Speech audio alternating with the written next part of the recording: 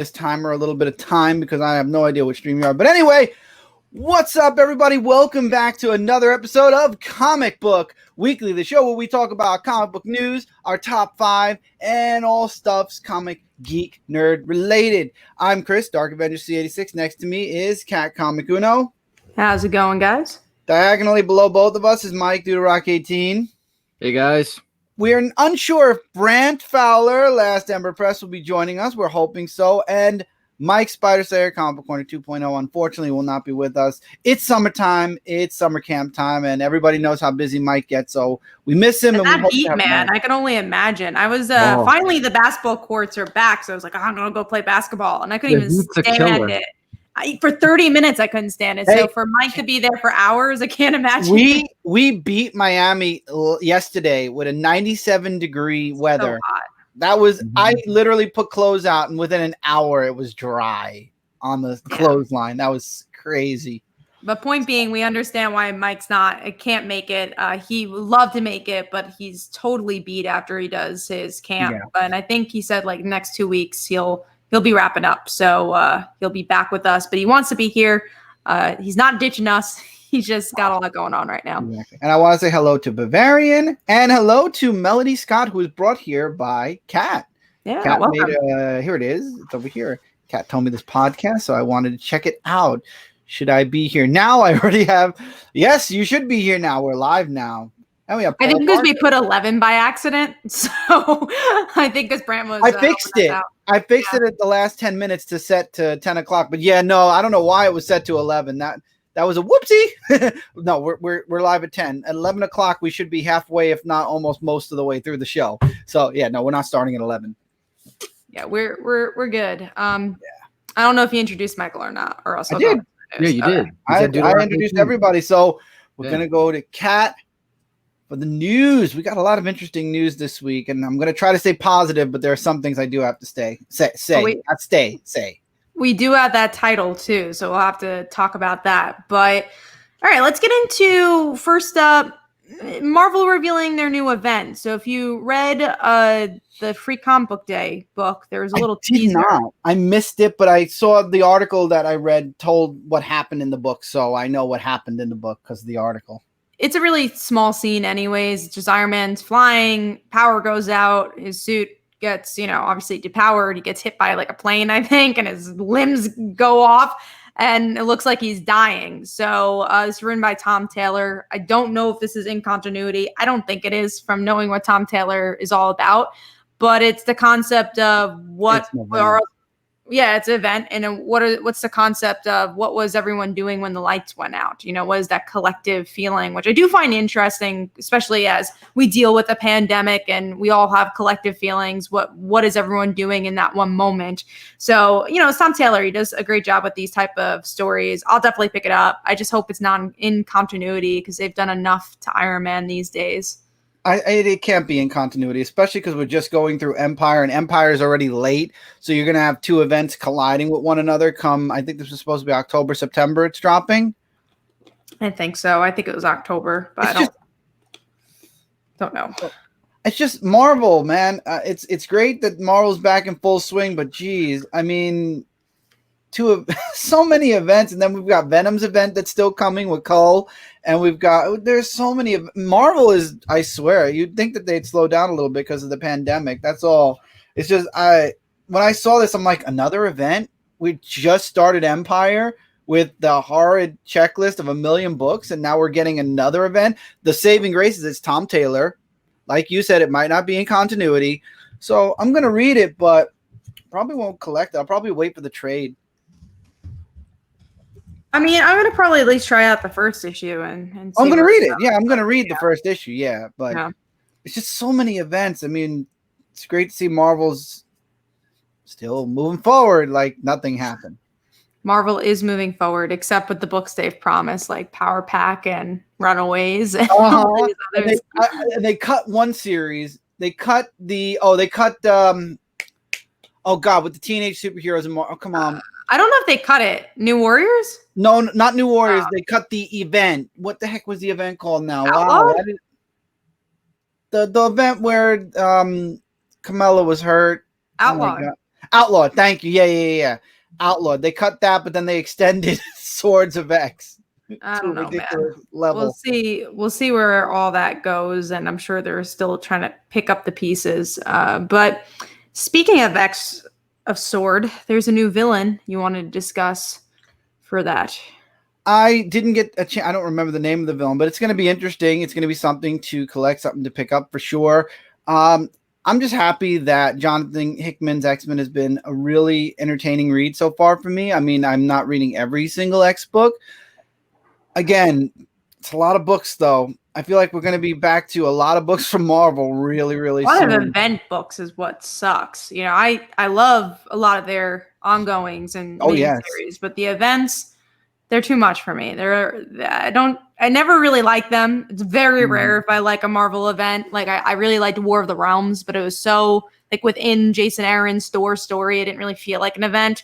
So the question we'll talk about Empire. The question is, do you get burnt? Oh yeah, we'll definitely talk about Empire. But the question is, will Marvel cause event burnout? Because then you also have DC on the other spectrum doing death metal. We don't know if 5G is or isn't happening, or what the ramifications of death metal is going to be now. This again, it's a lot of burnout. It's a lot of event burnout. I agree with you, Kat. I love the ongoings, but they should space their events out just a little bit more. Just a little. All right, it's hard because of the coronavirus and all that, but yeah. All right, let's go into something that Michael wanted to talk about. We got Keanu Reeves, who's going to be writing a comic for Boom. So how do you feel about that, Michael? So I actually was really excited that Keanu Reeves is writing a comic book because recently he did create a video game, but then seeing him in a comic book, you know, he comes up with like all these creative ideas. Like I've, you know, seen all of Keanu Reeves's work, and you know, to think of what he could do in a comic book could be, you know, if most likely just absolutely creative and amazing. So I'll definitely be looking forward to knowing what the title is, and then maybe take a look at it and see what he has in mind for a story. Mm-hmm. All right, let's go into Fantastic Four getting a new status quo change with issue 25. I'm continuing to read Fantastic Four, but I don't even know if I want to pick it up as Empire is going on. So already I'm like, yeah, I stopped Fantastic Four. I was tempted to get it this week because Spider-Man Wolverine and that cover was gorgeous, but no, I'm with you. I'm probably not going to pick it up until after Empire, and I think 25 happens in Empire, and it's like, why are we changing the status quo of the Fantastic Four? Weren't they gone for like 3 years? Shouldn't we leave the Fantastic Four alone? Let's just get regular adventures, and I've been enjoying Dan Slott's run, but I think, you know, doing so much, let's just get the regular adventures here. The only event I refuse so far is X of Sword, and I can understand why, Bavarian. It's a lot of books. A lot. I mean, I'll be reading the X-Men books I get. That's it. I'll be reading them, but I collect all of my X-Men books in trade now because there's just way too many. And now with the Swords of X, yeah, no, I'll probably just continue with everything in trade. It's just a lot of money otherwise. So moving on to another celebration for 100 issues. Issue 5 of Spider-Woman's coming out, but they're celebrating 100 issues for Spider-Woman. And it's going to be $10. Of course it's going to be $10. And I'm not getting it. I love we said we're going to be positive. I try. I'm really trying. It's just there are certain things it's very hard to be. I mean, I love Spider-Woman right now. It's good. First 2 issues. I love it. This is not even me being upset at the book. This is me being upset that Marvel is looking for any way to make a book $10. And it's the fact that issue 5 is the 100th issue of Spider-Woman. It just started. And then it goes into ruining storylines that, like, yeah, Spider-Woman's really good. And now you're kind of forcing this a very big book. And I don't know. I don't love the idea of it. So, but I'll pick it up because I'm reading Spider-Woman, or else I wouldn't. I don't really care about these anniversary issues at this point. Absolutely. Right. Let's go into, I don't know if Brant will be here, so I'm going to leave that.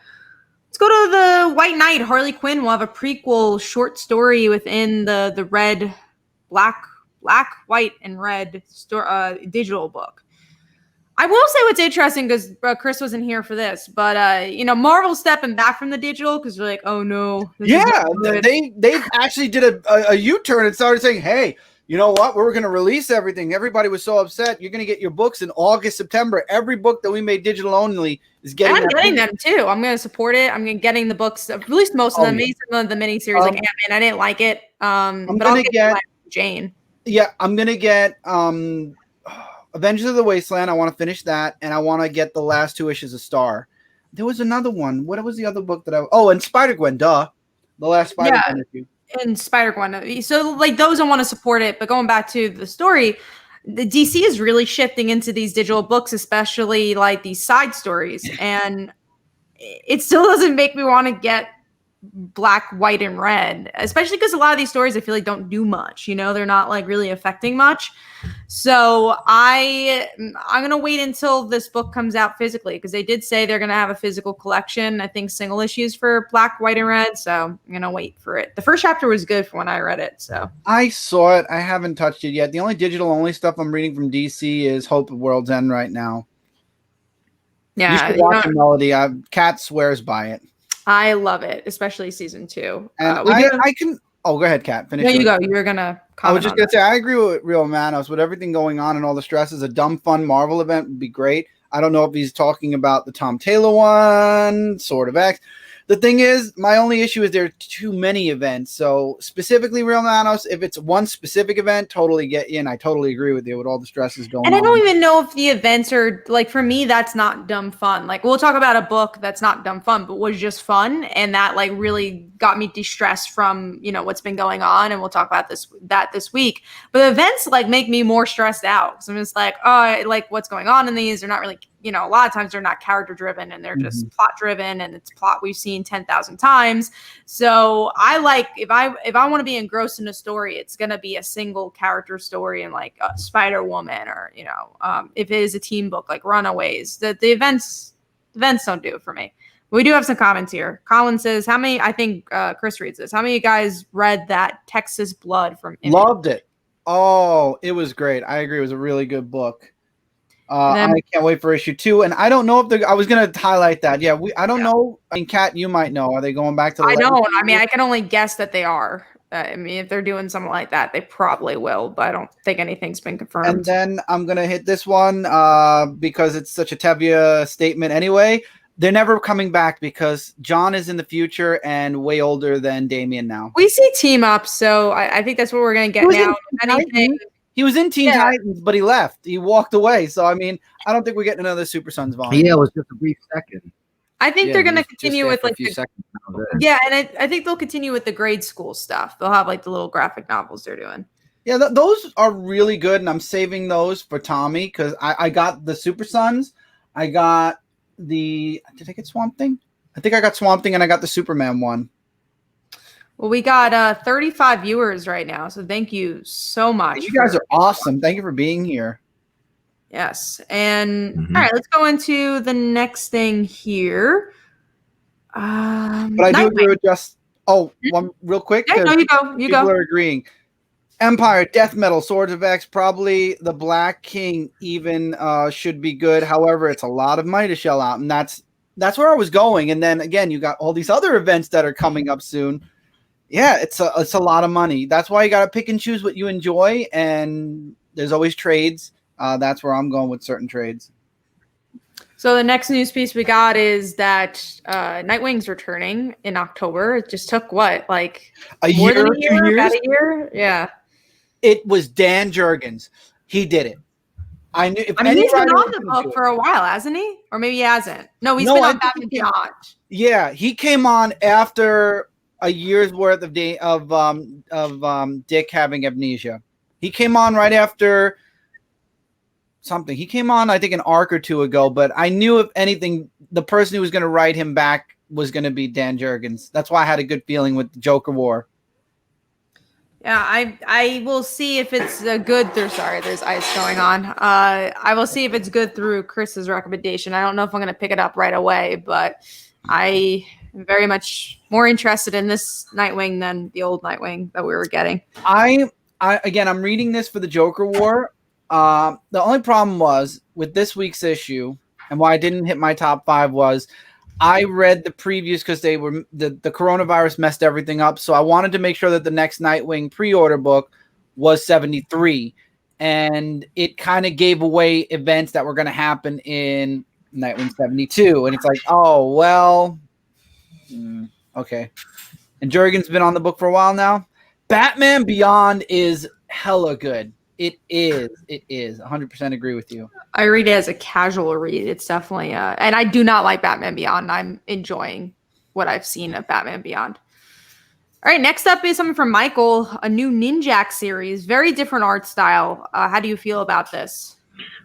Well, with the different art style, like I'm hoping with the Ninjak story, they're gonna go in a great direction from Valiant. I mean, I trust that Valiant's gonna have like an awesome Ninjak story because in every Ninjak volume that I have read, you know, I like the direction that they were going with it, with different, whether he's on the sidelines doing a mission or whether it's more of his origin story that's explained. But more or less, like I haven't read Ninjak in I think a year it's been already almost, because it's been like a pretty long time since I read a Ninjak comic book. So I'm definitely looking forward to seeing how they're going to bring back Ninjak as well as the direction of stuff.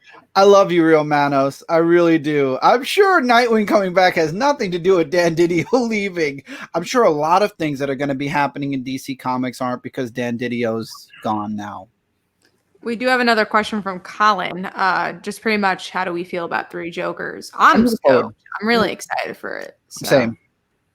All right, let's go into Terry Moore announces a new graphic novel. I'm a huge Terry Moore fan. He, you know, obviously he's done Strangers in Paradise, Motor Girl, all those fun books, Rachel Rising. So I think it's cool that he's not doing a mini or an ongoing and going straight to a graphic novel. So I'll definitely be picking up, and I'm sure Brant will be picking it up as well. It's only going to be 70-something pages too, so that should be interesting. All right, let's move on to Tom King. He's going to be writing a Rorschach series. So that was kind of the big news. It was trending on Twitter like all day when that was announced. I don't know how I feel about Rorschach in DC. I don't know. And I don't know how I feel about Tom King writing it. You know, there's books I really like from Tom King. Like I enjoy Mr. Miracle, as I always say. I enjoy Division. But I really want to like Adam Strange right now, and I really don't. We lost Michael. And I really don't. So I'm going to obviously read it. I love Watchmen. We'll see. I don't know. I don't have many thoughts there. DC Teen Heroes is safe again. Oh, man. Manos, it's true. It's true. It's very true. I feel like the Watchmen was a really good. Everything okay, Kat? Yeah, I was gonna comment and reading it, but no, I'm fine. Okay. Why? Watchmen was a good book. It should have been left in the past. The fact that they're still bringing Rorschach in. I mean, we had Dr. Manhattan, a version of Dr. Manhattan in Dark Knight's Death Metal. We'll talk about that. And again, we got through Doomsday Clock. I think everybody should be back in their own universe now. Yeah, we'll see how the whole Watchmen stuff ends up working out, because I feel like, well, like you said, Metal, we'll get more information about that. But yeah, I don't know. I'm so torn on it. We almost have 40 viewers, 39 right now. Thank you. Let's see. Paul asks, speaking of Terry Moore, is Strangers in Paradise worth buying? I've never read one of the books. Yeah, definitely worth buying. So good.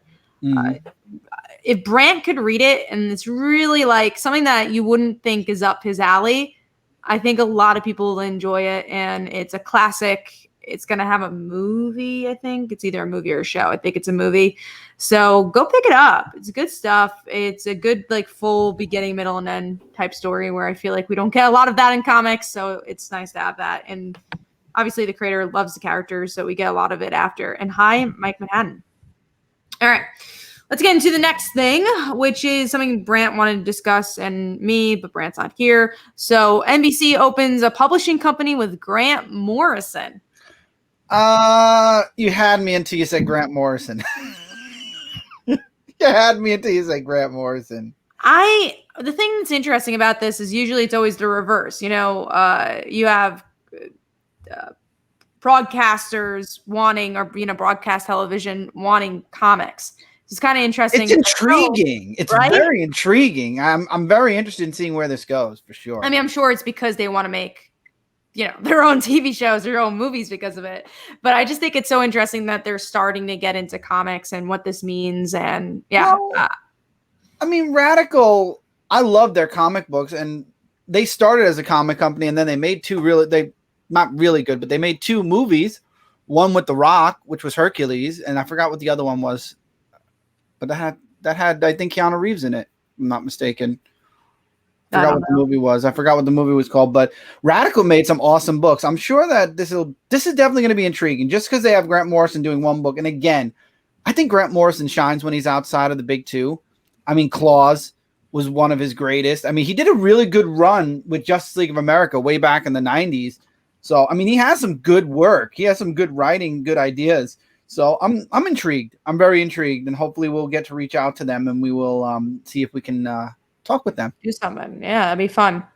All right, let's get into the next thing. This is just something I wanted to discuss. American Vampires returning in October, with them being in the 70s, and this is the last chapter of American Vampire. I am a huge fan of this series. It's probably one of my favorite comic series of all time. So very, very excited about the return, and I'll definitely be reading it. All right, moving on to, I guess, clearing the air on this. So Batman gets a new costume in issue 100, and people went batshit over this. Literally, they went bat crazy. I love it. Yeah, they went bat crazy. They did, and it was announced by James Tynion, who's the writer, that this is just a costume as a dream sequence. It's not his new costume. So, guys, let's calm down. It's not a new costume. It's just a cover, which I figured was hilarious. It was Batman, Iron Man. I mean, I was like, look, you got to understand, this is Batman. How many costumes has he gone through? How many? I mean, have you not seen Batman Beyond? The row of bat suits from the classic days all the way to present? He has hundreds of suits. You think he's going to stay in any suit? Even if that was going to be part of an ongoing suit, right? How long? 2 years, 3 years maybe, and then you're going to get the classic suit back, because that's what they do. They bring like the new 52 Batman suit, and then not even 5 years later, we're back to the classic Batman suit. I wouldn't be surprised if they brought I mean, it's a dream sequence now. We know it's not true. But again, even if it wasn't, it's not permanent. This is Batman. If it was Superman, that's a little different, because his suit very rarely changed at all throughout all of the years. But Batman, his suits evolved for years. Yeah, I mean, again, it's not even a real suit. Well, at least it's not in continuity. We have a question about, do any of you know about Superboy Prime is back in Shazam? Shazam's getting canceled, so I don't think those things are going to be tied up. I think it was referenced. They thought they'll have more time. I don't think they're going to be doing anything with it. And Tevia, practice what you preach, my friend. Practice what you preach. I'm going to call you out on this show right now. Practice what you preach, because, man. Okay, moving on. All right, moving on to the next thing. We have 2 more stories, and then we'll talk about our big topic of the show. And that is first is The Walking Dead is going to be re-released in color. I believe the whole series or just issue 1? Yeah, the whole series. I am getting it from issue 1 to have the full series this time. I didn't do it the first time around. I will do it this time. So I think they're releasing the first issue. I forget which month, but then after that, they're going to be releasing 2 issues every month. So you're going to get 2. So that's fair. So figure you have about 200 plus issues. So no, not 200 plus, 180. What issue did he end on? I'm trying to remember. 108. It's something. Michael, do you remember which issue it was for Walking Dead? No, I don't remember. Either way, even doubling up, you're talking about a good 4-5 years of Walking Dead re-releases. That's really good. I mean, it's double on their money too. Really good. Oh, I'm buying it. I'm getting it in color. Hell yeah! I'll stop my trade collection now and just start getting the single issues in color. 42 viewers. Thank you guys. That's awesome. I love you all so much. Yeah. Michael, you are the big Walking Dead fan. Are you going to be getting all these in color? Are you going to be reviewing them? I mean, I don't know if I'm gonna be getting them all in color, but it's just pretty interesting to know that they're gonna Thank you, be. Brian. You know, 193. oh, that was the last issue. But yeah, so I mean, I don't know. I'm actually thinking about it because the color is actually really awesome to have in The Walking Dead, just to bring out what was in the comic book and intended as color. Mm-hmm. All right, well, let's go into our big topic of this week, which is we had a couple canceled DC titles, and that is Justice League Odyssey, Batman the Outsiders, and then Batgirl. I have something to say about that one. Yeah, Batgirl. Yeah, the other two I don't read, so it's just like whatever. Well, they're gonna end. Those were Yeah. always stories that I felt had a. I mean, Outsiders. I'm surprised lasted as long as it did. I'm surprised that book exists. I know, right? And Odyssey, I felt like was finite as well. Batgirl, I think, and I could be wrong. Either she's going to be put in another Bat book temporarily, or when a new team comes on, they're going to rebrand it. They're going to call it like something Batgirl, or maybe it'll just be Batgirl volume. I think it just will be Batgirl, and yeah, they're just trying to reboot it. But this is sad because I'm trying to change our color in our doc. I'll change it after. 194 times $4. No thanks. But Davis, it's 2 comics a month, so you're not paying it all at once. So, and also if you do your orders through previews, you get a discount. Honestly, if you throw a lump sum in for like the whole series, sure, but 2 issues a month at a discount, figure you're paying maybe $3. That's $6 a month for however long for colored issues of The Walking Dead. If you're a fan, you're going to do it. If you have the black and whites, I don't see why you would buy the colored, honestly. I don't have all the black and whites, especially the very beginning of the series. So for me, this is worth it. But for people who have the black and whites or the omnibuses, see, I have the trades, but a lot of them were gifted to me anyway. So for me, it's worth the money, in my opinion, at least. And then going back to the Batgirl thing, I feel there's so many books being canceled. And, you had Green Arrow, you had Batwoman. This is from a while ago. Remember when Green Arrow was supposed to come back? We never got anything from that. And now Batgirl? Like, what books are left? And I mean, already on the side of, like, what female books are left at DC Comics? That's A. But then B, like, just in general, I feel like more is being canceled than being added to the roster. I feel like DC is upside down right now. I mean, Marvel's poking some good fun. I don't know if you talked about the variant covers last week, but there are variant covers that say I got some on sale on Wednesday. Yeah. So people are poking fun at them for coming out on Tuesday. People are upset at them for leaving previews. And believe me, this is why I'm not really ordering from Midtown, because they're already getting a bit of a swollen head being distributors for DC Comics. But beside the point, they've left previews. They're doing digital only stuff. They don't know. They were going to do 5G. Then they weren't going to do 5G. Now they're not sure about doing 5G. They kicked Dan Didio out. Look at what's going on with DC Comics right now. I think somebody needs to sit everyone down. And I feel like they're all over the place and nowhere. They're everywhere and nowhere. Something needs to be done with DC. And I don't mean the comics. I mean the company needs to really sit down and do some focusing, do some meetings. I hope this is a sign that we're getting new books or something new. But then you get all these digital books that, again, don't really match up to. Yeah, matter. It's just like, I don't really know what I'm being sold anymore. And yeah, Batgirl is going to be hard. Like, I love Batgirl. No matter what I pick up. Supergirl got canceled. I just think about the list of things getting canceled. But yeah, Supergirl's not coming into physical. That's the one series I'm very upset because I have 1 through and I'm missing 2 issues now because of it. We'll see what ends up happening. But yeah, we're not getting a lot of books right now. And Barbara Gordon, man. Like, that's Barbara Gordon. I think give it a couple more months, maybe this time next year. And I think DC they'll have that meeting. They'll be back with previews. We'll have more books. They'll start straightening some stuff out. I just feel like we're in bumps in the road. DC got rid of their leader. They didn't lose him. They fired him. And now DC doesn't know where they're going next. Metal was supposed to lead into the new reboot because Metal's its own little mini crisis. We'll talk about it, I'm sure. And now it's like, well, that might not be happening. So they've got to straighten out their comics. They've got to straighten out their company. They've got to realize that distributing the way they're doing is chaotic. Not bad, not good, chaotic. And I don't know. Somebody in DC really needs to sit down and straighten things out. Maybe Cat should be running this company. Hey, Get Brant over there. Get Brant and Cat over there. Dan Didio was fired. 47 viewers. I love you guys. Thank you all so much for being here.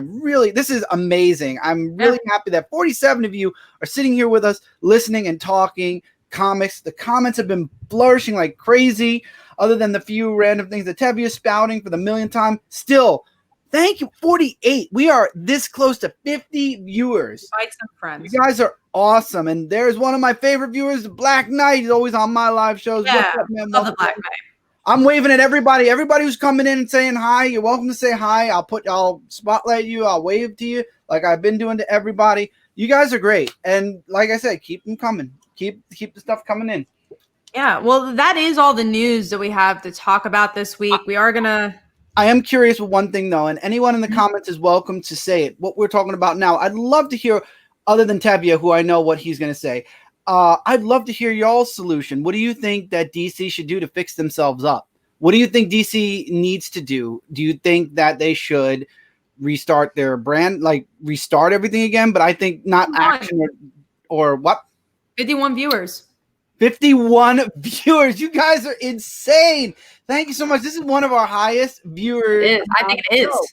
Yeah. That is insane. Thank you all so much for being here. You guys are insane. But what do you think DC should do to fix things up? Should they go back to previews to start things off? Should they be fixing up their books? Should Brian Michael Bendis be writing only 3 or 4 books instead of 10 to 15 books? I mean, I'd love to know what everyone thinks right now, because right now everybody's talking Marvel. Everybody's talking Empire and X-Men. And I don't feel like a lot of people are talking DC anymore, really. We have the death metal stuff, and first of all want to welcome Willie Survive. This is the first time they're watching, so thank you very much. We got Brian from Hello, Nair, Baltimore. Baltimore is a great city. But yeah, going back to what you're saying, it's tough because I do think there are some books that, because you have Batman, I think that's the biggest one going on right now. But also, like right now for Marvel, a lot of my favorite books aren't going on right now, so it's a little harder to speak on. So like I love my Runaways, I love my Miss Marvel, I love my Spider-Gwen. A lot of those have stopped. So right now I'm just like living in the indies. I think that's the thing that's really been letting me go by. But we'll see what ends up happening. And yeah, I hope we get some exciting announcement from DC. I mean, we had Taylor. Tom Taylor's killing it with Deceased. Yeah, Deceased has been great too. So I mean, there are. I like this volume better than the last one. Notice us. We notice you, Senpai. We notice you. We notice you. I don't know if we're the Senpai. I don't know if we would be included in that, but thank you for thinking we are. Thank you for thinking we're Senpai. Let's go to Michael. You read a few DC books. Do you have any thoughts on this? I know you miss your Green Arrow. Yeah, like there are just lots of DC books that I wish would return. Like Green Arrow, like you said, like it's been very long since Green Arrow has a story. Like there was one that announcement too that they were gonna have a new book and they just never came out with it. Yeah, because that last issue of the last volume, it looked promising that there was going to be a continuation issue, but I don't know. Like there are just some DC books that I used to read that they should bring back again, but it's maybe someday they will. Living in the Indies, I definitely understand. Hey, Willie, there's no problem living in the Indies, man. I read a lot of independents now. A lot. 54 viewers, guys. Thank you. Thank you so much. Tell more friends. Have them come by. Don't forget to subscribe to Comic Frontline and Comic Book Corner 2.0. We do this every Tuesday night at 10 p.m. Eastern. And we're about to go into our comic discussion now. That was just news. Can you imagine when we talk about the books that come out this week? Mm-hmm. Yeah, we're going to have some good talk. And actually, speaking of, we're going to go into the Under the Radar books. These are the books that, Michael will describe it. Yes, so Under the Radar time. This is where we talk about whether it's books we read or books that we don't read, but we like to discuss about them of what should be discussed because it felt like to be an awesome issue to us. So instead of me starting off, you know what? I'm going to let Chris start off. Your Under the Radar book. My book has to go to AWA's Year Zero, issue number 3. If you are not reading Year Zero, this is amazing. This is a fun story, and it's broken up into several people that are going through this epidemic at the same time. You've got a zombie outbreak. You've got a story taking place in China. You have a story with one man whose father was chased by. We get little backstories for each character. You've got another group of women, and I forgot what Arabic state again. Go figure. I didn't remember the state again. But you got them. You got BJ, who is locked up. He's locking himself away in a bunker, and he finds somebody finally. It's this woman, and they have a back and forth conversation. And he's kind of like, he's one of us. He's like a comic nerd. He got all like that superhero kind of like G.I. Joe mindset kind of thing. Uh-oh. I said it. So G.I. Joe. I had to do it once. Sorry, everybody. But I love it. There's a lot of really fun development. I think AWA is just knocking this book out of the park. This and The Resistance are two books that are fighting for my number one place, for my number one favorite place from AWA.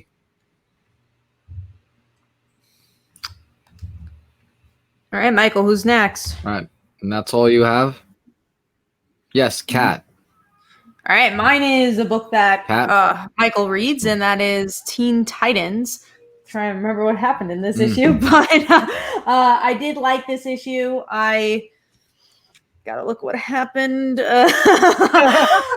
Well, we had Damien. Damien went on his own mission with KG Beast. Right. Yeah, John show up for a bit at the beginning.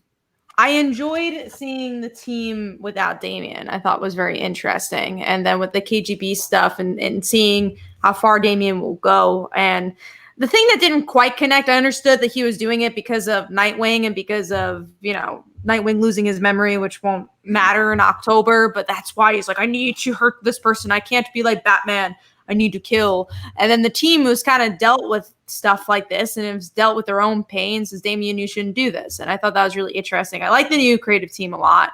But yeah, overall, I think the motives could have been a little stronger, but I think this is a great book and I love the direction it's going in. I agree. The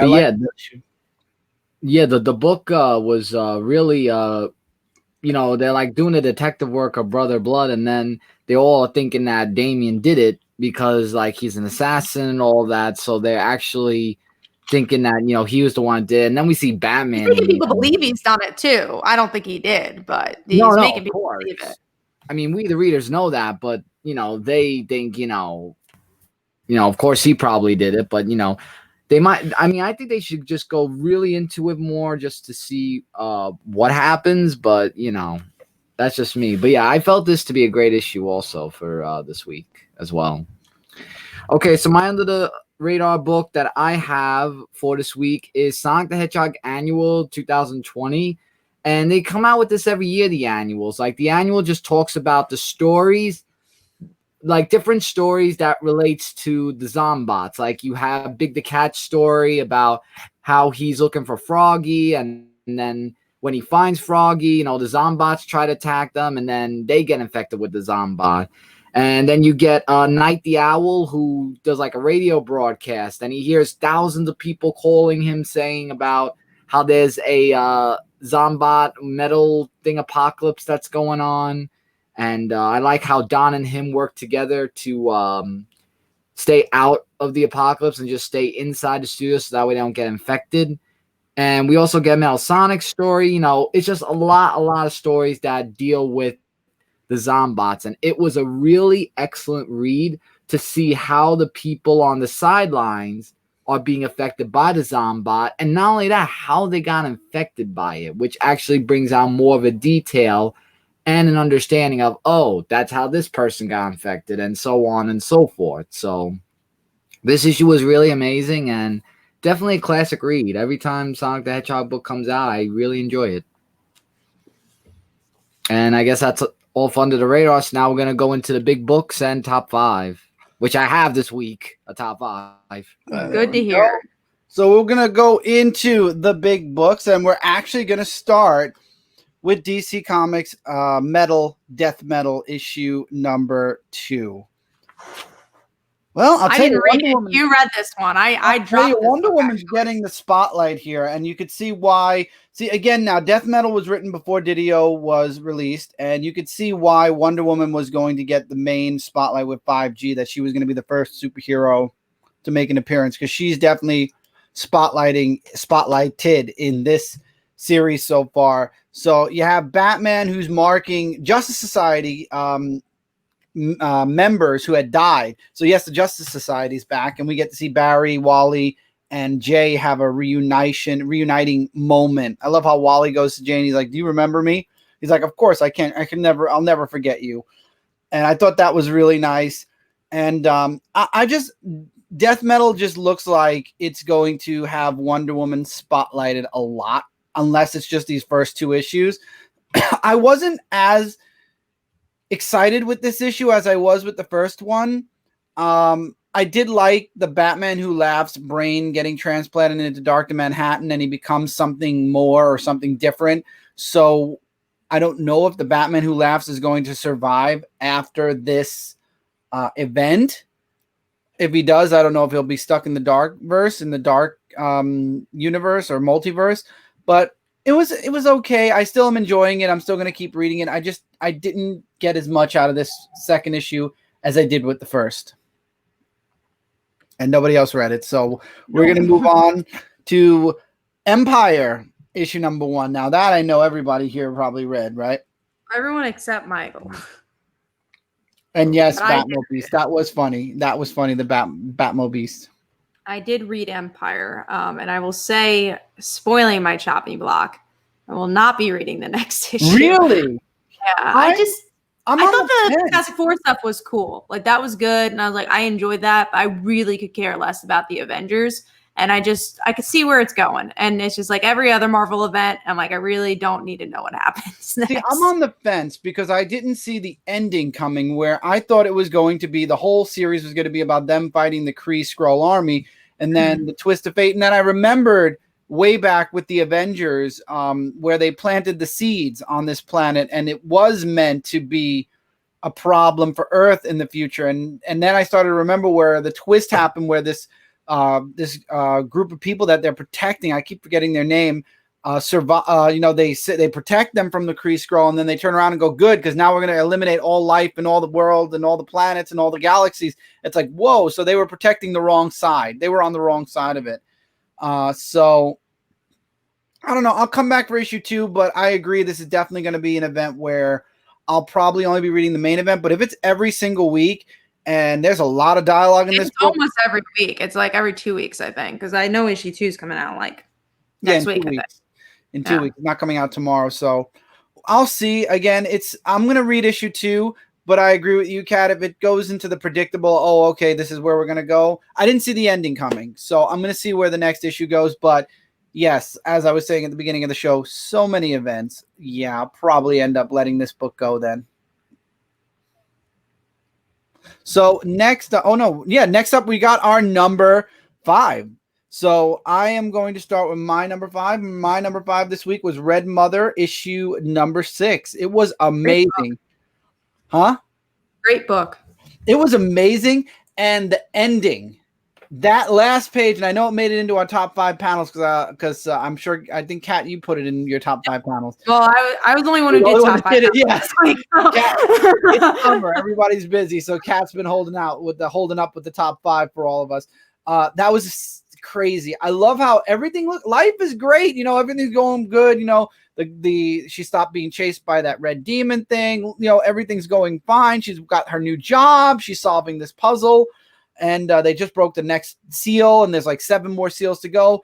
And then we find out that all of her friends and coworkers are actually working with the Red Mother secretly in that. Or in her head. Like, I think there's so many cool questions there. I love this book because I think the pacing is so interesting. It's not like any other book where it's slow, but doesn't feel like nothing's happening. It feels realistic and raw, and I love this book. The artwork's really good. It's just the way you do horror, for sure. Stop clicking things.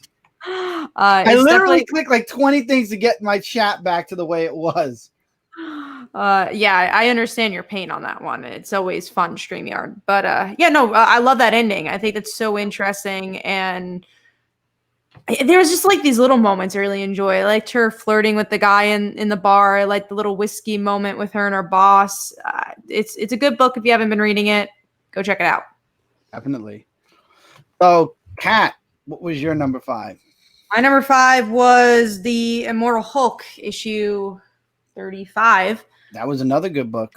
Yeah, which I got the on sale Wednesday as we were speaking about it. But yeah, this was a good book because we had a little bit of less darker artwork because we're seeing a sunnier side of Hulk, which is kind of crazy. But we're still seeing some darker emotional moments, especially between him and Betty. Love that moment where Betty's like, Well, that was Joe Chill more than it was Bruce. Because Bruce came out for that one. Did he come out? Yeah, I thought it was still Joe segment. Chill. Okay. Joe started out in that scene, and then he came out and was like, "Oh, I want to talk to my wife," and she's like, "Nah," and she flies off. But I think Joe was for the rest of the issue. It's always confusing with how many personalities Hulk has. But then you see Hulk breaking towards the end, and then that cliffhanger, we get to see that he combusts in the sun once again because of the leader. So I really like that cliffhanger. But it's a great, good book if you haven't been reading Hulk. It's good stuff. I totally agree. And Mike, what's your number 5? Number 5 for me this week was Amazing Spider-Man, issue number 44. This was a really interesting book. It talked about Overdrive, who was telling, Spider-Man his dreams and stuff about, when he was in this mob gang and how this creature that was there kept following them, including himself, like anywhere, no matter where he went, he just like followed him and stuff like that. More was explained in the book. But what really caught my eyes when Peter woke up from his dream and he called Mary Jane and said that he is not sure if he's okay. And when he left a long emotional message to her and everything, Kindred actually comes back into the story. And he was like killing Peter from the inside. And all this that was going on was basically a dream. And this was hard stuff I felt that was pushed on Peter, and it's to be continued. Really good issue, but man, Peter got it rough in this one. Yeah, I like the MJ and Peter stuff. I thought that was really good. I love the whole you're the reason I don't wear a mask, or you're the reason that I'm Peter. Love the ring. I love the ring. Yeah, the ring was good. But I will say, like, nothing. There's a lot of nothingness that happens here too. It's kind of a slow issue, and that's something that's kind of frustrated me about Amazing Spider-Man is that because we don't know who Kindred is and they keep holding back, I just feel like there's not a lot of movement. So in that regard, I felt like it's a little bit of a filler, which was kind of sad to see. Even though they're introducing Sin Eater, which I'm sure we'll get more in the prelude. I did like the ending with Madam Web. I thought that was really cool. We haven't seen her in a while. Yeah. Yeah. So there was definitely pieces I enjoyed of this issue, but it didn't quite make my top 5 this week. All right. And with that, we're going to go into the next set of books, which actually there's only one, and that is Snake Eyes Dead Game, issue number 1. Loved it. It's all you, Chris. I loved it. I'll tell you, I was surprised. Rob Liefeld did an amazing job, except for that puppy. That poor wolf. I've never seen such a scrunched face before. I wish I had a picture to show everybody. Yeah, I love this issue. There was a lot of disposition, but at the same time, if you don't know who Snake Eyes is, this book will explain it to you in detail. I don't know who Snake Eyes is, but I don't think I'll be reading the book to find out. You're gonna miss out. I mean, the cool thing is you actually have Roadblock in the. Oh well, that's Scarlet. So you got Scarlet in the series. He does look like a roadblock. Well, here's Roadblock. You got Roadblock, who's in the series. Yes, by the way, Hasbro released their wave of G.I. Joe figures. I'm really happy. I'm missing 2. They're coming in the mail still because apparently Hasbro Pulse releases 1 at a time.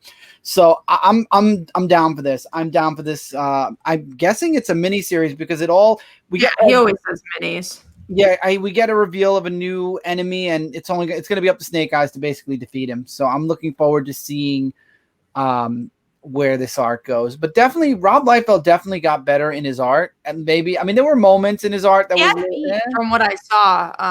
I didn't read the book, but I got to see a glimpse of it. It was good. And he does have feet. He has feet. Yeah, exactly. It was really good. I enjoyed it. I'm coming back for the next issue for sure. I don't think Rob. I think Rob Liefeld made the floor plan, like made the layout for the series, and then somebody else came in and did the writing. Someone else dialogued it. Mhm. I don't know who though. I don't But there really remember. wasn't that much. I mean, there was talking, but there wasn't a lot of talking. A lot of it was the monologue, which he wrote. So I mean, Chad Bowers, I think, did the dialogue for this. there you go. But it was still really good. I enjoyed it. If you're a G.I. Joe fan, it's definitely something you should pick up. And now we will go into our number 4s. And ironically, Snake Eyes Dead Game issue number 1 was my number 4. So we're going to get that out of the way. And now we're going to go this time to Michael first. What was your number 4? Number 4 was Conan Battle of the Serpent Crown issue number 3. What really made this issue though is not only was the whatchamacallit, like the ring thing that he had was teleporting them, like it's first of all teleported them to Wakanda because Black Panther actually appeared in this issue, and the reason why they end up in Wakanda is because Conan's looking for the scepter, and he knows where he has to go for that. But then we have Champion who is working with Mephisto, and then he's telling him the location of where the scepter is because Mephisto, he wants to say, oh, we'll rule the world together and all that and blah blah blah and all that other stuff. But I do like how when Conan and Black Panther encountered, their fight was a huge extreme fight, but then Champion, of course, when he comes in, takes the scepter. That when people fight, they always team up with each other. So after a long explanation, Conan and Black Panther team up. But now that the scepter has been brought to Mephisto, he tells Champions that they can seize the Serpent Crown from Atlantis. And that's an old boy cliffhanger to be continued. So this was a pretty good and intense issue. And Wakanda. That's all I could say. Yep. So, Kat, what was your number 4? Mine was Teen Titans. We already talked about it. Nice indeed. So moving on now to Nightwing 72. If you didn't read the preview such as I did, which was dumb, this was a very good issue. This was Dick getting his memories back, tricking Barbara because she was brought in by Rick's girlfriend who was worried about him. And he's like, yeah, remember everything. Nightwing, yeah, woo, and life, and everything's great. And he's acting weird. And then Punchline shows up. And then Dick inevitably does the turn on Barbara. And that's where the cliffhanger is. Oh, boy. I know, Kat, you didn't read it this week, did you? No, but I saw the Barbara parts. It was good. I thought it was a really good, solid Nightwing issue. I'm really interested in seeing where... Obviously, Joker War is going to fix a lot of things or undo a lot of the damages that were done to the Bat family. So I'm really interested in seeing what happens, except for poor Batgirl, who's getting canceled, but probably will be rebooted. So I can only hope. And next issue, Batgirl looks really good. I'm reading it for sure. Yes, definitely. I'm going to skip over my other books since I read both. Okay. Let's talk about Free Comic Book Day X-Men, which, Kat, I know you read. I did not. Yeah, so the second half is what we talked about in the news. So I don't even need to discuss that. And it was actually the part I enjoyed the most. The other half is like these tarot cards of what's going to happen in X-Sword. And it was just very exposition and not much happening there. So it's ironic that the Free Comic Book Day X-Men, the least interesting thing was the X-Men. And the most interesting thing was the teaser I didn't expect to even be in this book. But it's free. Get it if you can. It gives you some teasers. It's just like any other Free Comic Book Day book. But yeah, I was surprised by the Iron Man one and enjoyed that. There you go. And now TMNT number 106. I loved it. I'm really happy TMNT's continuing. I was worried with 105 and everything. We had Sophie Campbell who was saying, I was told to stop. This is back at the beginning of the coronavirus. So I'm glad she didn't stop. And the art is done really well. It's by an artist who did TMNT Universe. He did TMNT Universe issue number 25. He did the Leo story in it. Really great art. So kids are going missing. And I love how this little girl is telling this story. And it sounds like a campfire story. Yeah, it's the Slithery. The Slithery, I think it's called. I don't remember for sure. But he takes the kids away, locks them away, and then he eats them. Or that's the rumors. And all the kids are making fun of her for it. And then we find out towards the end of the issue that it might actually possibly be true. But I don't think it's what the little girl's saying. I think that this mutant is either working with Old Hob or Baxter Stockman, or maybe both of them together. I don't know, but I'm very interested in seeing where this arc goes for sure. Really like it. My one little note for the artist is they didn't draw the headbands on the turtles. So at times you didn't know which turtle was talking because they're wearing regular clothes, no headbands, no acknowledgement with names. So it's like, so is that Donatello or is that Donatello? Is that Michelangelo? The only one that actually wore his colors was Raphael. And I think Leo wore his colors. That's it. So the rest of the turtles was like a crapshoot. You didn't know who you were reading, who was talking. So what's up, Justin? So I don't know. But other than that, it was fine. I really loved it. It was a great issue for sure. And I am looking forward to Last Ronin as well, SM. So that was it for this. So we're going into our number 3s. And my number 3 was my Under the Radar, Year 0, issue number 3. So we're going to move to Kat this time. Mine is the Free Comic Book Day Ranger Slayer. I know no one's read it here, but I didn't get a chance because it's sold out. Did it? Oh man, it's worth it because I got the regular issue, so I'll get in the week-ish. Yeah, well, it comes out tomorrow, so I guess when you get I'm sorry, tomorrow. So yeah. I get my books. Yeah, I was surprised by this. So the first story is a reprint of what happened in Go-Go, and honestly, it was a good refresher because it's been a while since I've read it. I'm like, oh yeah, like the little moments of how Kimberly became who she is, and then the middle is a new story, and it's about how Kimberly rips Trini apart, pretty much rips her a new one, as this is like her first mission as Ranger Slayer. And then that connects to the one-page preview of this tomorrow's issue of Ranger Slayer, of her going back after all the destruction she's made and after Shattered Grid. And I just thought it was really good. Like, it's like a really good way to do a reprint, even though not the whole thing was a reprint. I was really surprised by it. So, I mean, I shouldn't be because it's Ryan Parrott and it's Power Rangers and they've been doing a great job. But this is how you do a reprint and make it fresh and free. And it was really good. Free. And don't forget the word free. And free. So, Michael, what was your number 3? Teen Titans issue number 43. We already talked about it. Cool. All right. And we're going to continue on. Now, I didn't read this, so Strange Adventures number 3. Who read that? Yeah, I did. And Brant did, but he's not here. But Strange Adventures, we were kind of talking about it a little bit with the Tom King news. I want to love this book, and I don't quite like it too much. And not that I don't. I think it's a good book. I think retrospect. I'm sorry, Kat. You could answer this. This is for you. Mm-hmm. What are you talking about? Ranger Slayer about? book. Yeah. So tomorrow there's a Ranger Slayer one shot that connects to everything that happened in Shattered Grid and Go-Go. It's the same creative team as the original creative team of Go-Go Power Rangers. I did an interview. Go check it out on Newsarama / Gamer Radar. Go check that out. And last week it was a Free Comic Book Day. So it's a free book where you get kind of like a one-on-one on who Ranger Slayer is. And then she's also leading into the Draken mini, right? Yep. Draken 3-part mini. 3 issues. She's going to be in that too, but not written by Ryan. It's going to be a different writer. So that should be interesting. All right. Sorry. Go ahead. Yeah. Strange Adventures. So what's interesting is I like the idea of, how media presents people and if they could be different than how they present. I always love that.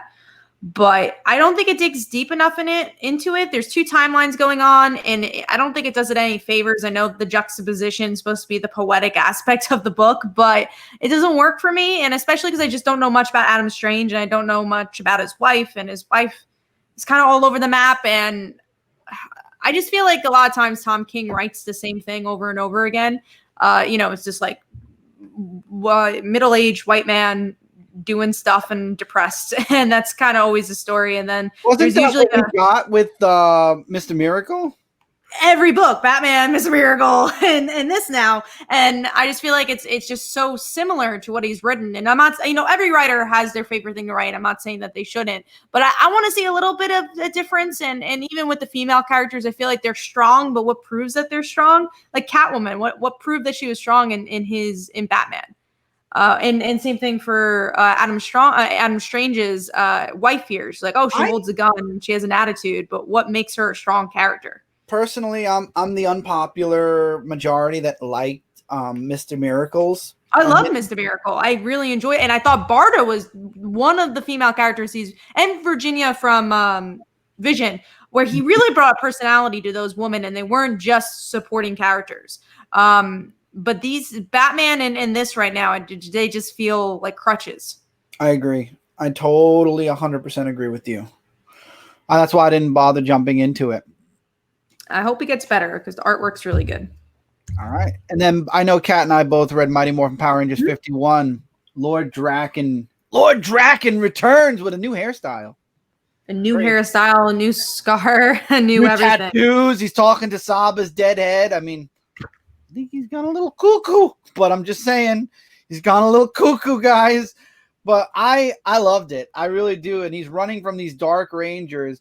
But the question is it the Dark Rangers that Lord Zed made, or are there other Dark Rangers from his universe that are going to be making an appearance? I feel like we're not going to get an answer until after his mini. That's my opinion. We're not going to get that answer. Yeah, I'm really excited to see what they end up doing with Lord Draken. I like this issue because it was very back to basics. It was very all right. This is what they're doing after these big events, and then crawling in the shadows is Zed and Rita. So. And then, of course, Lord Draken, he's going to be causing some trouble in his cell. But I enjoyed this. Gone. He's lost it. Draken is gone. He has lost it. But it was a pretty good issue. I loved it. I thought it was really good. People should be reading Mighty Morphin Power Rangers. And then Amazing Spider-Man 44, we already talked about that because that was one of Mike's books.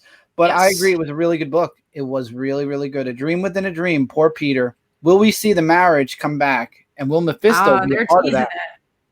They're teasing it hardcore, but just like Dan Didio, Joe Quesada is no longer head at Marvel. So I mean, his little roadblocks are also now lifted. So maybe, I don't know. We'll have to wait and see. So before we get into now we're doing our number twos, and my number two is Mighty Morphin Power Rangers 51. Damn, I'm just getting caught up in all of this discussion today. So that was mine. Kat, what was your number two? Mine was Red Mother, so we already discussed it. And Mike, your number two? Family Tree, issue number 7. So in this, we get about Josh's past of it talks about how he was angry and feared about what happened to his sister. This was after she turned into a tree and everything. And then what? I said a tree. Yeah, I was going for what you said. Yeah, tree. The craziness that she is a tree. Yeah, and then it shows Meg's point of view of I think it was the afterlife, after she turned into a tree or stuff like that. And the mother is just really upset about this and broken up that this happened. And even the doctor was wondering, and then she said, there's nothing you can do. That was it. And then we got the gang that followed, that guy's name. It escapes me. I don't remember what his name was. But yeah, they, of course, were trying to follow him because they want to destroy the tree because we know about their group. There was one scene, though, that really touched me. The one scene where Meg found a way to talk to her mother, by voice and everything. And, how she's saying, it's all going to be okay. And what happens now as the tree grows is going to be beautiful. That hit me hard emotionally, just reading that statement. And it's to be continued. God, this trumps what Mike's talking about. We got Brant on the show. Nobody cares. Everybody look at Brant. Look at that pretty face. Oh, Mike, Brant is the real American. Hold on, real American hero. And I said real American hero. And with that being said, yeah, Joe. Hi, Brant. Welcome to the show. You're such a dork. Hey, yeah, Joe. We love you, man. I'm glad you made it. Yeah, I think I messaged him about the viewers, and he's like, you know what? I gotta jump in. I know we missed out on all those viewers. We have 55 viewers. A few people left because they didn't want spoilers. But man, yes, we've had an amazing crowd tonight. I wanted to pop on for a few minutes because I don't know how often I'm going to be on in the next few weeks. So I just, I had a few minutes, so I thought I'd pop in and say, hey. Hi, Brant. Well, we are actually almost wrapping up, which is kind of crazy. But yeah, So so you're since we're getting almost wrapping up, let's talk about your under the radar 5, 4, 3, and number 2. I honestly didn't rank my books this week. I didn't have time, and I didn't have excuse me, I can't even talk now. It's been so long, I don't remember how to talk. But no, I don't have an under the radar. I didn't get to finish my books. I read like 12 books this week, but I do have a number 1, I guess. So I can talk about that when you get. Okay, well, wasn't there a book, Kat, that you said you and Brant read that? I mean, there's a few books, but if he's not so passionate about them. Strange Adventures was one of them that we both read. That probably would have been my top 5. It wasn't in mine, but oh, okay. Well, like I said, I read 12 books, but I like the issue. I like Alana. She's like manipulative. It's kind of an interesting take on the character. See, I had the complete opposite opinion. I was just like, oh, I feel like they're just trying to write a strong female character without any background. Like she's just there. She's just holding that gun and be like, I'm Alana, his wife. Batman, don't test me. But like, how is she proving herself? Who is she? Like, I know who she is, but like in the context of this story, like, who are you?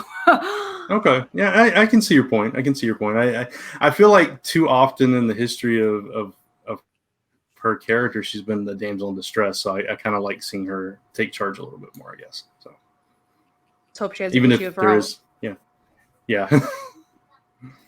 Michael was discussing Family Tree. Yeah, Michael was finishing Family Tree. We'll go back to I'm sorry, Michael. Well, also Brant I was want that, but yeah, I was just gonna say amazing issue, but that's it. Okay, so you got to say it. So with that being said, amazing issue. Spider-Woman issue number 2. Who read Spider-Woman issue 2 this week? I read it. Brant, you read it. Yes. So you could talk about it this time before everybody else. Okay. I didn't like this issue as well, honestly. Not as good as number 1. Agreed. No, not at all. I don't know that I love the direction of the story, honestly. And the art felt like it took a step down as well for me. I felt like it was the same there. Okay. So I don't know that I love that it's like this whole plot behind making her sick and, extracting her genes and all that stuff was just so easily found out. I kicked Michael off apparently, but he's been having internet issues. Yeah, connecting and disconnecting all night. Yeah, that's been me all day until now. But so I don't know how I feel about the story, how fast it's progressing, and how and what like. There was a whole subplot of somebody giving her the suit that was supposed to be draining, and they didn't touch on it this issue. Exactly. So it's just like it is the coronavirus weight. I don't know when they wrote this. I also didn't really get the Jerry thing. Like that was really random. It's like, but your son is also infected. I'm like, whoa. Like I kind of wish I saw that instead of just heard it. Yeah. So some issues with this issue, not the best issue of Spider-Woman. I'm on the fence with it as well as Empire. So as the series progresses, I'll see. With Empire, it'll be a lot sooner. More of this, like I enjoyed the father thing. I enjoyed it definitely. I still liked it. I just thought issue 1 was a lot better. Definitely, I agree. All right, and with that, we're going into speaking number 1s. We're going into our number 1s. Mine this week was TMNT. Already talked about that before. So we'll go to Brant for his magical number 1. I suppose mine would be Teen Titans. A lot for the stuff that went down between Roundhouse and Robin. I love that. Roundhouse just like decking Robin and saying, "You ruined it all," and just that whole thing, the way it played out, and just the kind of disintegration of the team and the direction that Robin's going, kind of going back to his roots, his teachings with race and all that. So it's an interesting way to go with it. And then, of course, you're interjecting Batman into the mix now. And, he's going to try to put Damian in line, and we'll see how that goes. So it was a solid issue. Agreed. Mike, your number 1? A book I already talked about for Under the Radar. If you guessed right, Sonic the Hedgehog Annual 2020. Cat, number 1. Mine was Captain Marvel, issue 17. It was a good issue. I had a fun time with this. Yeah. I think because, comics are either been so event heavy or we're just not getting any. It was just so nice to have this fun issue about these heroes going to escape room. And I love seeing all the different dynamics of the characters, like Jessica being afraid of water, really everyone being afraid of water. I mean, not that it was the perfect constructed plot, but I could kind of ignore that just because I really just had fun with all the characters. And I missed this for sure. This is just fun. And yeah, it was a good thing to have for heavier times. Yeah. Just it does good to have those lighthearted stories every once in a while, those one and dones. I love that they were like playing poker and Miss Marvel shows up and it's like, I can't gamble. It's like, oh, they're sorry. Like, so yeah. We're gonna maybe still play, and they're like, no, we can't. Let's go do something she wants. And yeah, they did something she wanted. Right. Yeah. I loved it. I love this issue. I'm reading it on my own. I'm not reviewing it. This is one of those books where I'm just reading it to enjoy it. And I actually finished reading it today as well. It was a really fun issue. I enjoyed Captain Marvel. I caught up during the coronavirus and actually was able, I think I showed this off before, but I was able to get the first appearance of Star CGC. Oh, wow. And that's actually the Carnageized variant because the Captain Marvel symbol has Carnage symbiote in it. But no, I've been enjoying Captain Marvel. Even the arc that everybody really didn't like, the one right before this where she was, where everybody thought it was Star that changed her. Wow, I really messed my camera up there. But I enjoyed it. I thought it was a fun read. But again, coronavirus makes things that we normally wouldn't enjoy something we might enjoy. So I also enjoyed it because we had such a dark story, and I think it proves that filler issues can exist, and just done right. And they did this right. Yeah. It's a palate cleanser for before she goes into the Empire stuff. So it was just like perfectly timed. Yes, in the coronavirus, but also storytelling wise, it was perfectly timed. Yes, right. Definitely. All right, we're going into my main segment, which is the chop block. And I actually have a book I'm chopping this week. I would have chopped it if I was here 2 weeks ago. And that is Justice League. Done. After issue 48, I was done. I didn't even read. They got a new creative team coming, though. They got like don't care. Cat, too many hands in the pot. Rob Vendelli did a good job. Not an amazing job, but he brought my interest back to Justice League. And then this filler arc just dropped it down again. I can't keep up with the roller coaster of Justice League. When the series ends and they get a team that's going to stay on the book for more than an arc or two, then we'll talk about Justice League maybe again. I can't keep dealing with the emotional ride of it was great. This arc sucked. This was great arc. This was not a good arc. I just can't. I can't do it. So I let Justice League go for now. I don't like this arc already anyway. So I'm letting it go. A lot of people have been liking it. I saw one of my coworkers from Newsarama / Games Radar gave it a 1. I think giving it a 1 is generous. I mean, I would say it was about a 1 as well, but because the artwork's so good, though, that's what upsets me. The art for the book is gorgeous right now. The story is just why?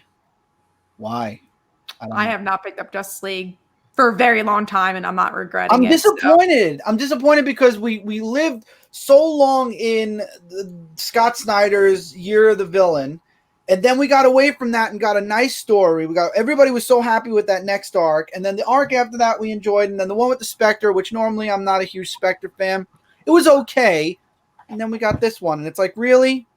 This goes back to what I said at the beginning. Oh, Brent, we were talking about DC, how DC was, maybe you could share your thoughts real quick on this, how DC Comics, what DC can do to kind of fix the giant mess that's going on with them as a company, because they're canceling a lot of books, the previews thing, the shipping on Tuesday where Marvel's making variant covers of them now.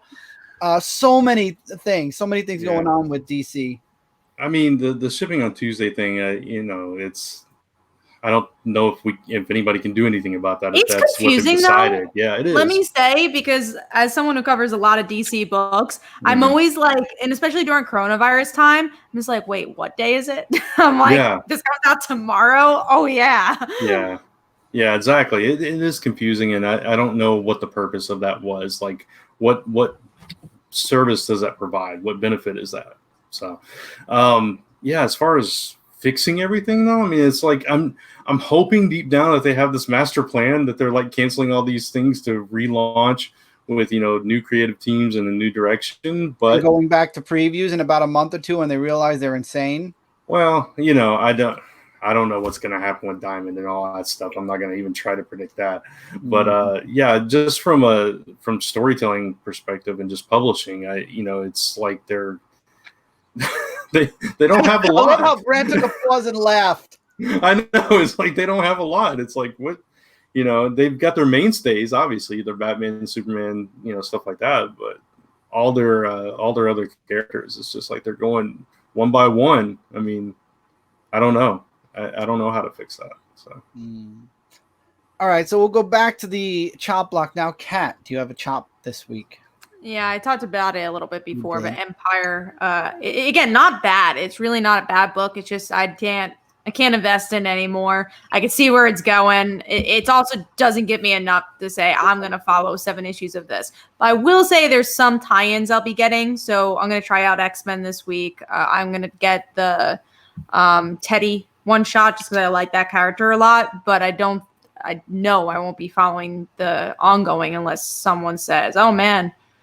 I'm going to read issue 2. This. Go check it out. Yeah, I will read issue 2. So I will be the person that either tells you made the right decision, or I'll be the person that says, man, you really should try issue 2. No. Yeah, my thing with it is it was okay, but it could have been inside Avengers. No, it could have just been a story inside Avengers. Absolutely. Yeah. Oh yeah. Oh, and Fantastic Four. It could have been like a crossover thing. Yeah. It didn't have to be Fantastic Four because I'm reading that. So. Yeah. What I mean. I like the way that they did the tie-in for Fantastic Four this week. I like the single issue. Yeah, that was pretty solid. I liked I like seeing the kids. I like seeing everything because it wasn't involving Empire at all. Yeah, I mean, somewhat it did. It had the kids there, but I like that it was so much more grounded than what they're doing with the event, which is again feels repetitive. Not just because we have seen the event before, but I talked about this I think previously that we're kind of seeing it with X-Men. We're seeing, this grander island and people going against them because of politics. So I'm getting that good story with Hickman. I don't really need an event with different species to do more of that. Yeah. Mike, you're not chopping anything, probably. No chop. Brent, are you chopping anything? No, not this time. Not chop. So just 2 chops this week. So since Brent's here, he can do our key issues. I can close the drive. I feel relieved now. Brant can take over his section. I don't have to do all the sections. Yay. All right. That's cool. So this is the part of the show where we talk about what we're looking forward to coming out. And some of these may end up being key issues. You never know. So we've got, let's talk Daredevil number 21. Chris, you're the only one of us that's reading this. I've been loving Daredevil. I read the entire series during coronavirus. So he's arrested in the last issue. The last issue, he turned himself in because he's wanted for the death of someone. And now I'm really interested in seeing him back in his suit, and I'm really interested in seeing the ramifications of him letting himself get arrested. He knows he's innocent. But I'm wondering if he's purposely getting himself arrested so that he can get intel and find out who the person is that impersonated him.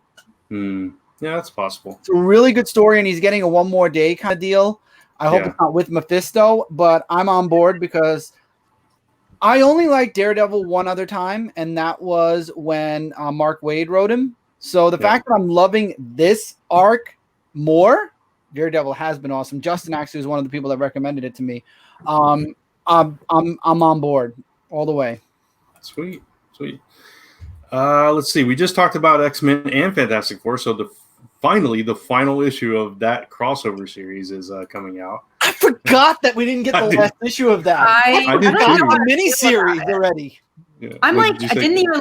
I was saying I don't know how to feel about it because I already didn't really love it. I'm like, I gotta finish it. I might read it, but I'll probably just read it as like on my own time, not for a review, just to finish the arc. Because at this point, it's like, well, when in the world does this take place now? Because Franklin's in this whole Empire thing, and he's exactly. It just doesn't matter anymore. So I'll probably just read it on the side. Yeah, exactly. All right, so we already kind of touched on Empire 2 and Lords of Empire Emperor Hulkling. So we'll just combine those. Empire 2, you're giving it another shot, Chris? Yeah. I am too. Cat is not. but you are getting the Hulkling one shot, so that's cool. I am. I might regret it. See, now that's where I cut off. The event itself got me interested in reading the event. I'm not reading any tie-ins or any miniseries unless it's in a book that I'm reading already. Like I don't know what books are tying into it, but if it's a book I'm reading, then it'll happen. But if not, then I'm not. Spider-Man, I think. I don't. Maybe they can. I don't know. Some have been canceled too. So I don't know. I don't know. I'm just taking. Listen, when it comes to Marvel at this point and DC, I'm taking it as a day-to-day, a week-to-week basis at this point. Man, it is too crazy. All right, so we got Mighty Morphin Power Rangers Ranger Slayer issue number 1. So excited. Yeah, I'm gonna give it a try. Oh, I'm give it a try? Glad. Nice. That's cool. It should be new reader friendly overall. If you have any questions, Michael, I'm here. But I'm stoked. I love this. Maybe I'll give it a try too then. You should. Maybe. We'll see. You're not. He's not going to give it a chance. No, he's not. He's lying. Look at his face. I am not lying. Look, I love the Tmnt Power Ranger stuff. So, and it's the same writer, right? Yeah, same writer. Yeah. So, look at you, Chris. I'm not. I do not look like that. Look, I'm not saying you look like that. I don't believe you. Okay, we'll see. That's what Chris looks like. He's gonna prove you wrong. All right. It's gonna prove me wrong on purpose, so that's a good thing. He'll read it to spite me now. Probably. Resistance number 3. Chris, you're excited about that one? I'm excited. It's fighting for its first place spot on AWA on my top 5 AWA books. I've been enjoying Resistance. I'm excited to see what happens in this issue. Nice. All right, let's see. We got the series finale of Middle West. I am the only one that cares about this here. No, because Mike's not here. He's the only other one that reads it, I think.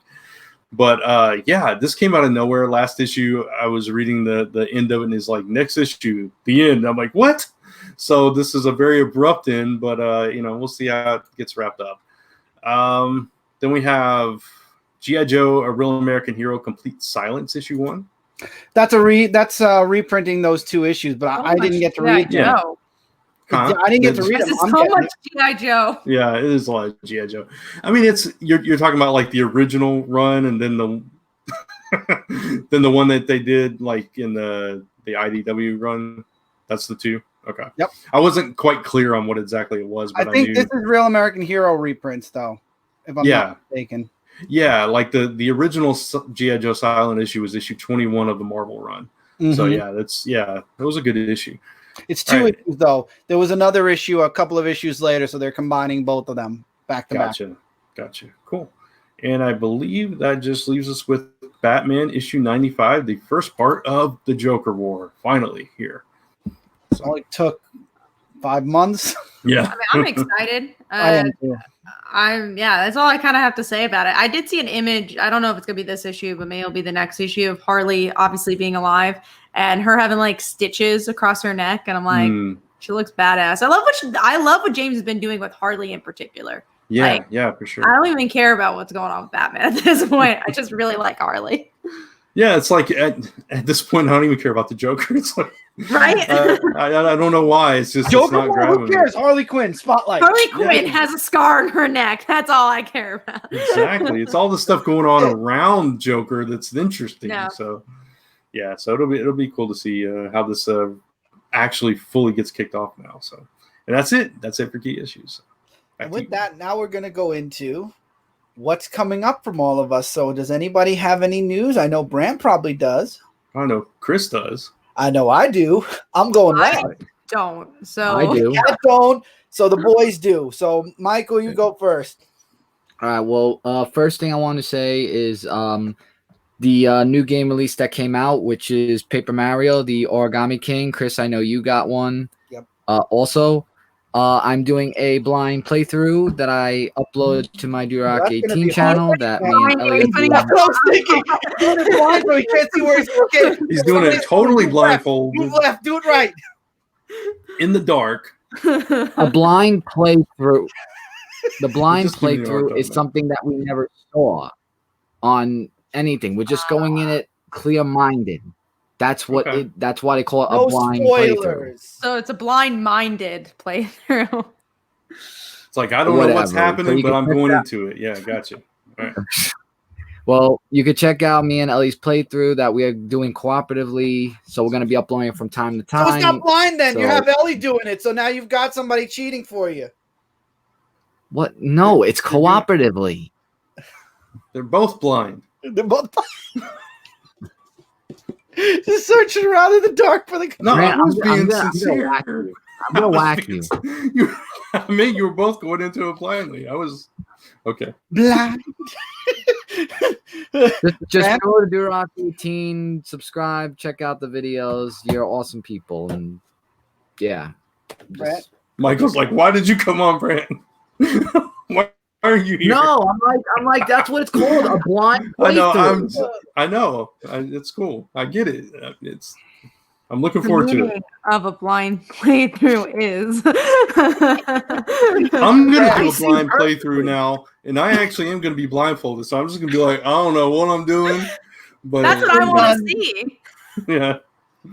Brett, Paper Mario literally gives you a paper cut because you just can't see it. So. I don't even know how I got this paper cut.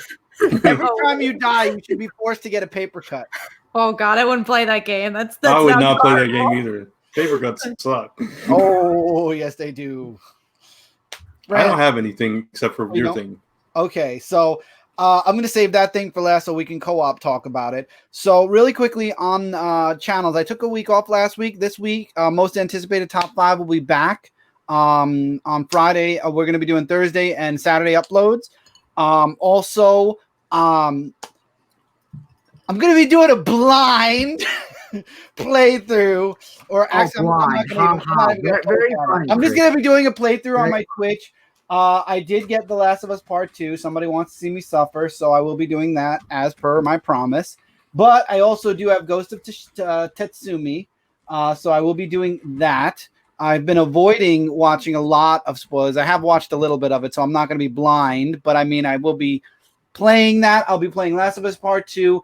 And I might try to figure out a way to finagle my capture card. And I would love to not only do Paper Mario, but I would love to start a couple of other Nintendo Switch games that I have and will be getting. But for right now, we're going to focus on Last of Us 2 and Ghost of Tetsu. Why do I keep screwing this up? Tetsushima. So I'll be doing those 2 games for sure. Also, What the Card will have an update soon. I'm working on the video as we speak. My review for my channel should be up now. And now I'm going to get into the joint thing with Brant. So as you all know, well, 2 things are actually happening. There's going to be a giveaway starting. When is it starting, Brant? Tomorrow. So if you haven't subscribed to the Last Ember Press newsletter or the Shooting Star Presses newsletter, link is in my description for Shooting Star Presses. Link is on Last Ember Press to join the Last Ember Press newsletter.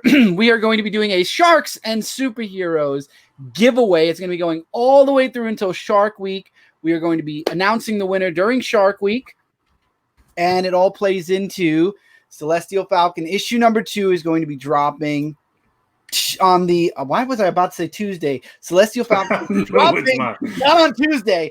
It will be dropping on Kickstarter at the end of August, I believe. So far is the tentative Towards the end of August. Yes. And we've already started seeing art pages. I can't wait. If you subscribe to the newsletter, you will see some sketches. Brant has already shared 1 page on around the campfire. So if you're not subscribed to the Last Ember Press, Shooting Star Press's newsletters, subscribe, because we're going to be sharing a lot of really cool art that we're getting from Lucas, a lot of cool stuff that's going to be going on before the campaign, during the campaign, and then during the campaign, we're going to be having a lot of fun. I am really excited for this issue, and I'm sure Brant is as well. We've been super excited to bring it out for a while because there's a lot of really awesome stuff that's going to be happening in this issue. And if Lucas's art is evidence of any of that, yeah, it's going to be awesome. Yeah. Lucas is, he's stepped up his game. He's delivering some beautiful pages. He's already turned in 4 thumbnails, 3 or 4 pages. Yeah. So we've got some cool cover artists. We are narrowing down a new colorist as well. So we're, we want to announce really one. Can we announce one cover artist, please? I talked about him in the newsletter, so you can talk about either one. Okay, so Brant and I actually did go with the artist who did Cat and Brant's crossover print. Yes. So we are having her do a variant. Excited. We actually got the sketches to another variant, and this artist did 2 sketches, and one of them might be showing up in a different way, which I agree with Brent, and we're excited. We're just so excited. I got to say, there's so many amazing artists out there. A lot of people brought in submissions for this book, and I can't wait till the Kickstarter comes to really start sharing all these covers that we have. Well, not a lot. There's only a handful of covers, but they're all beautiful. We made sure that we picked the cream of the crop kind of covers for this Kickstarter, and the book itself is going to be spectacular. So I'm really excited. I'm super excited. For the you guys have a question. They're just asking 4 winners, just 1 winner, right? 1 winner gets all 4 prizes. Yes. Yes. But 1 winner, 4 prizes. Everyone who enters will get a digital comic. Yes. So you're all winners in that regard. Yeah, but only 1 winner is going to get the 4 prizes. 1 winner gets sharks. The other winners just get digital comics. That's it. Yeah.